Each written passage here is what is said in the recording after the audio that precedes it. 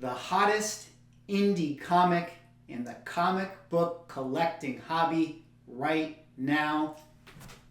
Sanity, Rise of the Occult, issue number 1, written by yours truly, the hottest book out there. What's that? It's not the hottest book out there? Well, what is? Isom. Isom number 2? How much money has he made? Over $1 million. Oh. Sanity, the second hottest indie comic in the comic book collecting world right now.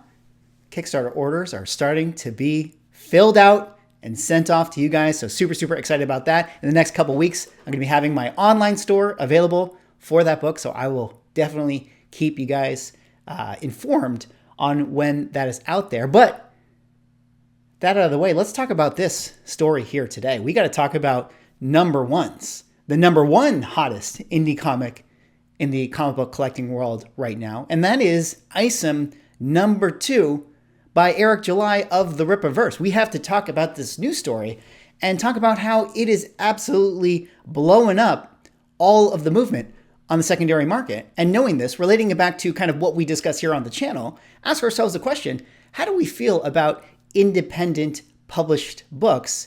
How do they usually do on the secondary market? And are they good investment or speculative buys? But before I get into it, if you guys could drop me a like, comment, subscribe if you're enjoying the content, helps support the channel, doing those things, I would appreciate it. But let's get into this video here today. Now, of course, we have to talk about Isom. We got to catch you guys up on the story. We got to talk about what is going on in the comic book market. Now, a little bit of preset. I know what's going to happen here. I'm going to talk about this and we're going to see it in the comments and people are going to go back and forth because of the whole politics thing. Okay, I don't care about that stuff. I mean, it's amazing that this guy put out this comic book and is raising the type of numbers that he's doing. So we have to talk about this from an analytical point of view. And we have to figure out, how do we feel about sort of these Kickstarter-like books in the secondary market? How did they usually perform out there? And then there's a lot of interesting stuff kind of going on in, I guess, the comic book cultural side of things, and talking about comics broke me, this hashtag that is going around. And I think that is really interesting that at the same time we have massive successes out there for books like Isom and Megalith, etc. We also have a lot of artists and writers in the comic book space talking about how it is basically impossible to make a living in comic books. So we're going to kind of dig into that and I'm going to give you guys my thoughts. But let us get into this video here. Let's start it off proper by talking about Isom. Now, if you guys don't happen to know what Isom is, Isom was a comic book sort of universe started by Eric July, who has a very big YouTube channel. Now, it comes into a little bit of controversy because Eric July obviously talks a lot about, sort of the political, cultural side of comic books. This kind of dips into the whole Comicsgate side of things. So he has, his fans, he has his detractors, but he decided to create his own comic book universe and started it actually a year ago where he did the first campaign for Isom number 1, raising over $3.7 million. This one right here is the follow-up to that, Isom number 2, the second sort of issue in the series, although, they're more graphic novels, they're longer format. I believe this one is over 100 pages, so it's almost like series number 2. And currently where it sits, having just launched his campaign, he is at the $1,272,000 mark. Absolutely insane numbers for this book. And it's pretty crazy because, he's put together this whole package. He's put together this animation. One of the things that kind of blew my mind is that, if you go into the animation, I'm not going to play it. You guys can check it out. Maybe I'll link it in the description. If you go over to the animation, he got Brazen Animation to make the animation for him, to make this trailer for him. Now, you guys are thinking, Swag, what is Brazen Animation? Why do I care about this? Brazen Animation is a legit company. I've mentioned many times on the channel here that outside of my YouTube, I write for video games and animations and stuff like that. I've written for Brazen Animation. I've done projects that they have animated for, and I'm not cheap.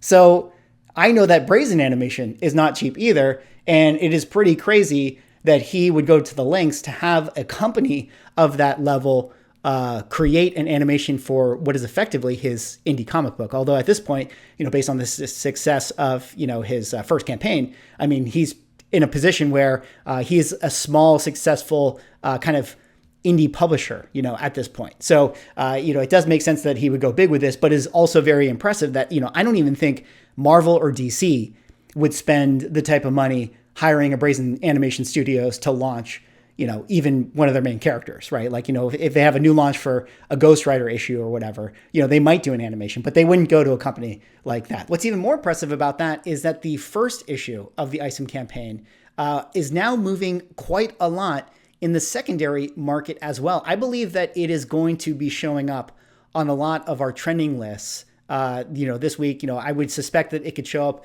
on Cover Price and Key Collector and things like that, Isom #1. And it is interesting to see that because we're seeing this secondary movement based off of the launch of issue #2. And that kind of takes us into sort of the number aspect of it, where if I go into Go Collect, you can see that this is a book that sold a lot of copies. It was probably selling around the 17,000 to 20,000 copy kind of run. We see only 109 universal copies out there on the secondary market. Actually, a couple hit the 9.9s because, like I said, it's a graphic novel. And then there's a few 9.8s here, 90. Currently, 1 year moving average is 276, although we've seen some buy it nows at the $400 price point just a couple months ago. And that is very, very impressive because if I'm not mistaken, when you kind of went down here into the order, I believe these things were selling for that $35 range. So pretty impressive that, on the secondary market, these books are commanding that $400 fixed price point.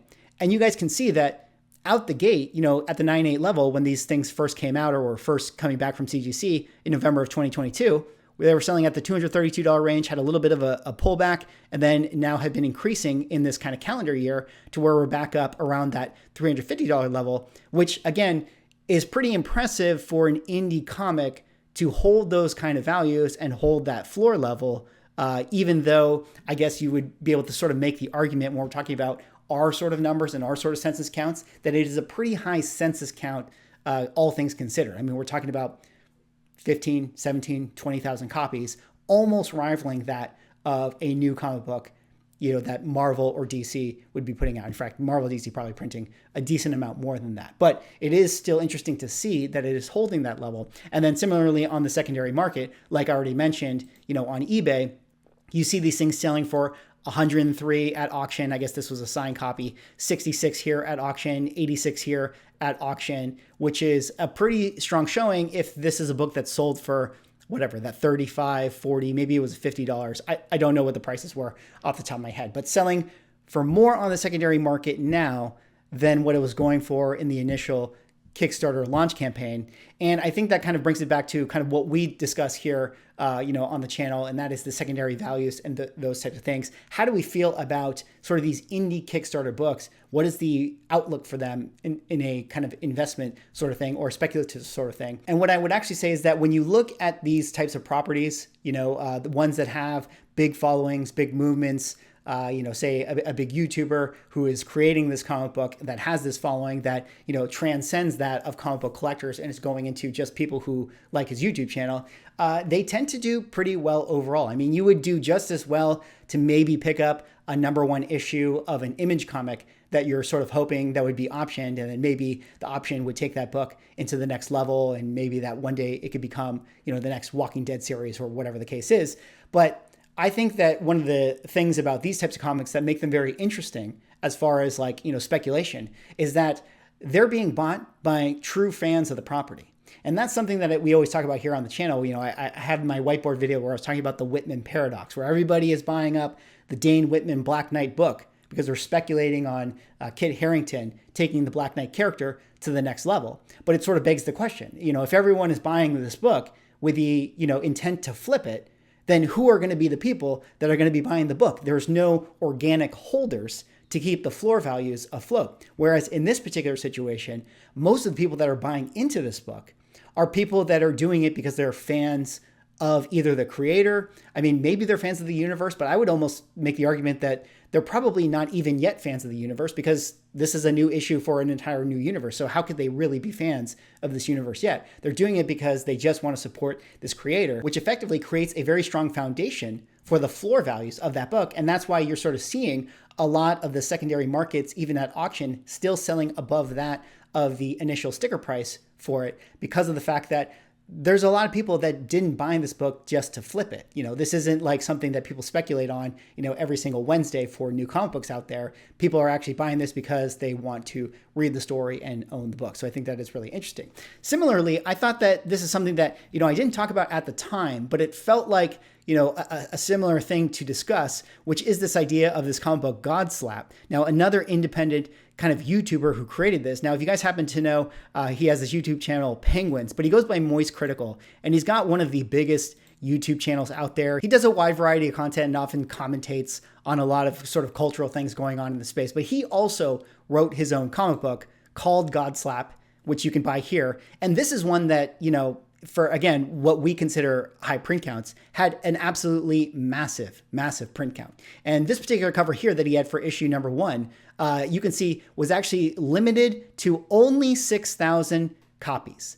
Only 6,000 copies was his most limited cover. Yet here on the secondary market, as recently as April, this book still sells for the $150 price point. And I believe that it had a sticker price of around $20 when it initially came out. And maybe it was a little bit more because it was a little bit more of a rare variant. And I think that this is something that is interesting to think about, where it's only 6,000, copies. It's a limited format for this person. But if you guys also happen to notice, his massive YouTube channel, he has 13 million subscribers, right? 13 million subscribers. So it goes back to this sort of number game. And this is kind of, what we talk about where we're thinking about speccing on these books or investing in these, potential Kickstarter projects or independent creators and things like that, is there is going to be power in influence, right? There's going to be power in people having massive followings and supporting their book and buying their book. And even though 6,000 seems like an insane print run just for a limited variant cover, if you have 13 million subscribers on your YouTube channel and only a fraction of them are willing to support you and buy your book, then ironically, that makes your 6,000 print count actually pretty rare. And so I think it's really interesting to think about and consider when we're talking about, investing or speculating on some of these secondary market books, is like, what is the following? If they are a big influencer or a big celebrity like Berserker Keanu Reeves, there is going to be value in having their name attached to these projects. And that is going to, be able to keep, the floor values of them afloat for a long period of time, even more so than that of, say, an independent series from Boom or Image that is maybe going to get optioned in the future. In fact, you might actually have better luck with a book like this, even if it never makes it to Netflix, simply due to the fact that it has the organic fan base. Now, before I wrap up this video, I did want to touch a little bit about the comics broke me hashtag that is going around in the cultural space. In case you guys don't know, out there in the Twitter world of the comic side of things, there's a hashtag going around called hashtag comics broke me. And it's basically this movement of a lot of comic book creators talking about the hardships of the industry, being overworked, not being able to make a sustainable living, et cetera, et cetera. And I think it's really interesting to talk about that. While we see, the success of, say, Isom going on, making over $1 million, and then we see a lot of independent people that can barely pay their rent, and then we see a YouTuber who, by all accounts, Penguins or Moist Critical, who has no affiliation to really the comic book industry, and just is like, yeah, I'm going to make a comic book, and then instantly can sell out 6,000 copies on a limited print run. It just kind of goes to show, comics is not an industry that is easy to be successful in, and it's not necessarily an industry that is fair. I think this is true of all entertainment. I take it from me, I've been someone who's worked in entertainment my whole career, and it is not for the faint of heart. I've had many times where I've been chewed up and spit out by different types of projects, different types of fields, and it's hard work. And not only is it hard to be successful one time, it is hard to be successful for the entire length of your career. And frankly, with a lot of independent artists and comic creators, we are moving more and more to a place of the attention economy. And, frankly, to be successful, you may have to be someone like Moist Critical and have 13 million YouTube subscribers to just get your book out there. And that's honestly just what it takes. A lot of these creators right now are definitely struggling, for their work, trying to do good stuff. And then here on the flip side, we know that, in the comic book collecting space, sometimes all you got to do is put, a logo in foil on a shiny cover, and you basically can laugh your way to the bank. Or you just make a book with an AI generated cover, with a beautiful girl with a large heart on the cover, and you just put that on a book, and then you can sell, hundreds of them for $100 a pop and make, $10,000 like that. So that's kind of the state of the industry that we're in. And, a lot of people are just going to have to sort of figure out a way to cut through the noise and get their books out there. And, entertainment is a tough field. Comics are a tough industry, that is for sure. But there's clearly a lot of people that love this stuff and want to put their money into it. I think a lot of these creators are going to have to find their way into that space and figure out ways where they can get their properties more seen and probably not rely on, these big publishing companies that frankly are going to take as much advantage of them as possible. And, at the end of the day, like I've joked here on the channel many times before, we're all probably going to be replaced by AI anyways.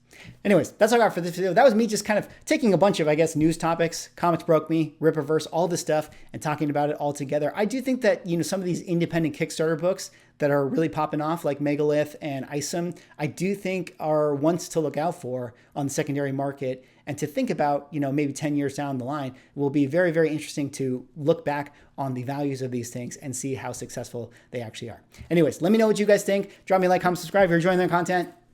Second hottest indie comic out there right now, SANITY, Rise of the Occult. Kickstarter is going out soon, I promise, and I will let you guys know when they're available online. See you all in the next video.